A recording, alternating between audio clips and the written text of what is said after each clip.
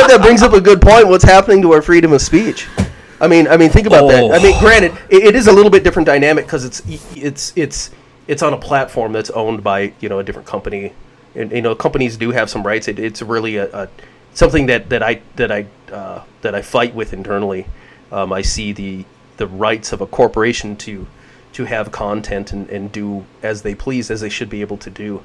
But you get into this real muddy water of, well, it's the public that's utilizing that platform, and now you have two sides of freedom that are at a conflict.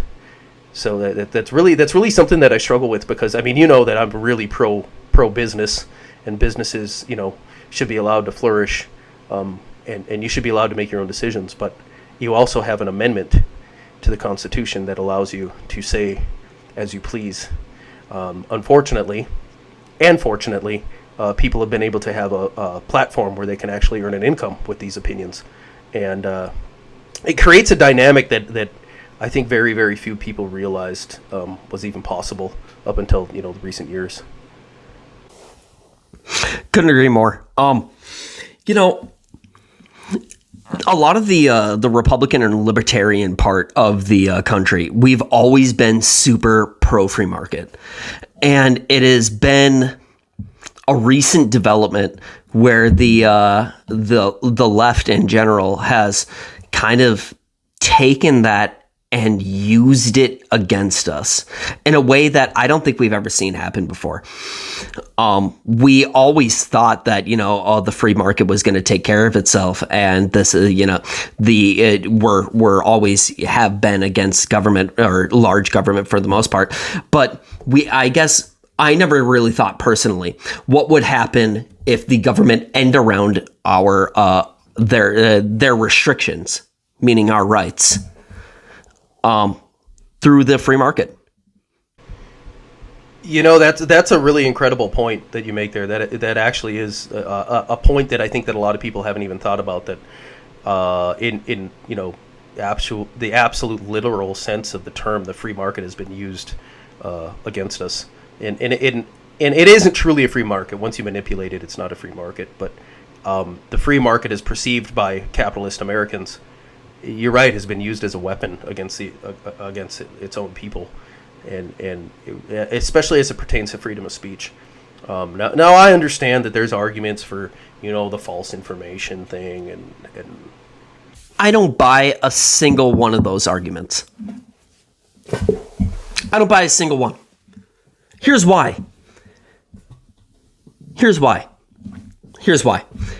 Even if I were to lie to you and tell you that the sky is red, the best way to combat the sky is red is telling you that the sky is actually blue. I mean, the best way to combat false information is with true information. And if you're going to tell me that Facebook, YouTube, and Twitter are the arbiters of what is all true, I just don't buy that. I've never bought that. No one person is ever the arbiter of what is all true. And I was under the impression that they were just platforms for speech. They were not there to police speech. They were not there to tell what speech is right and what speech is wrong. And if they were living truly up to that thought, that they're just there to give you a platform to tell you for people to speak, then yeah, I mean, if people want to lie, that's fine. You have your own capacity to make your own decisions and decipher what is true and what is false. Well, I think one of the big issues that people have is deciphering that has gotten to be very, very difficult. I mean, if you've seen some of the deepfake videos and different things like that, I mean, yeah, it has gotten to be very difficult. However, to your point, we don't really know anymore what a truly open platform is. The one truly open platform that we had is gone. They wiped it off the face of the earth. And it was going very successful for them. So, I mean, it's a very bizarre dynamic that we live in right now. On not really your freedom of speech, they're gonna turn those words into acceptable speech. And honestly, man, I think we're just seeing the beginning of that. I think there's a big silence or a push for silence that's going to be coming in the coming years. And it's going to be people, not even so much personalities. You have your greats. You have the speaker of truth, Rush himself, who fought that on a level in the beginning that no one had fought. But I mean, there's still other great speakers out there, and I think that is actually going to trickle down to, and we've seen it trickle down to just your average citizen now. I mean, I know people who've been banned and shadow banned on different platforms for a host of different reasons, but it's typically something that's not acceptable to the left primarily. They don't want to hear resistance to what they deem acceptable and what you should accept and think and feel, and especially what you should say. There's been actually on this subject, AOC of all her of all the people out there with great wisdom, just a true visionary and deep thinker and thought. I heard you're not supposed to call her AOC anymore. Why? Is that an acronym for something bad? Please be something bad. No. She said it's offensive to call her AOC now. So you're supposed to call her the esteemed Alexandria Ocasio-Cortez. I'm just making sure that you're up to date. Are you making this up? No, I'm actually not. This is serious. Oh, really? I thought you were hitting me with the Babylon Bee there. Like, no, I'm serious. Oh, really? She says it was a little while back, so maybe she's changed her mind by now. Whatever gets her most votes. How do you change something you don't have?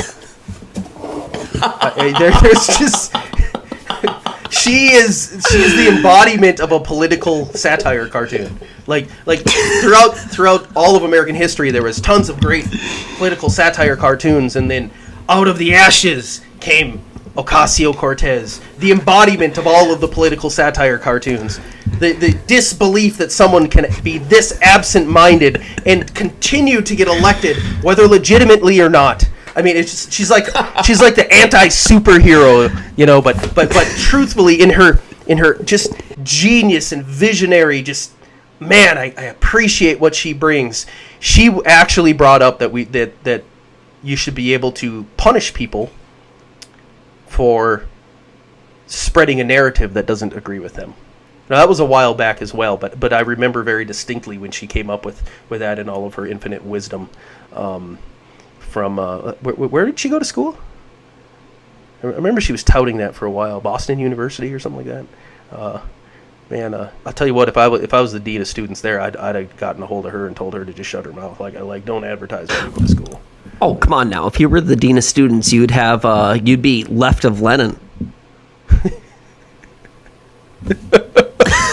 Come on, man. Oh, come on. They aren't all like that. Oh yeah. Oh, wait. Yeah, they are. Well, no. Hillsdale College isn't like that. But fair enough. Okay, and we don't want to burn up an episode here. I got a lot of things to say about these colleges. And one professor at a college in middle America also isn't like that. Whatever. He got shadow banned from his own job. Not yet, thankfully. Let's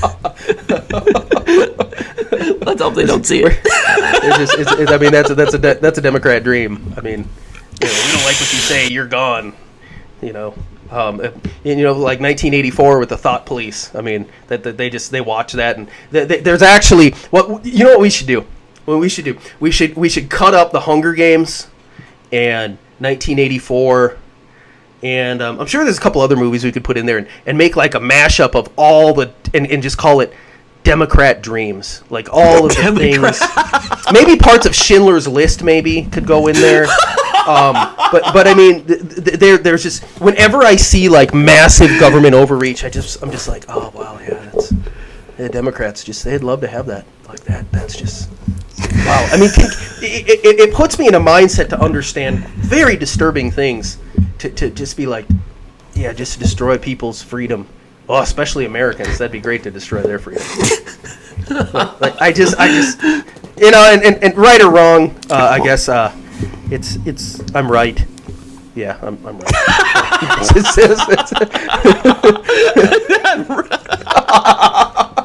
It's just two brothers. It's just two brothers.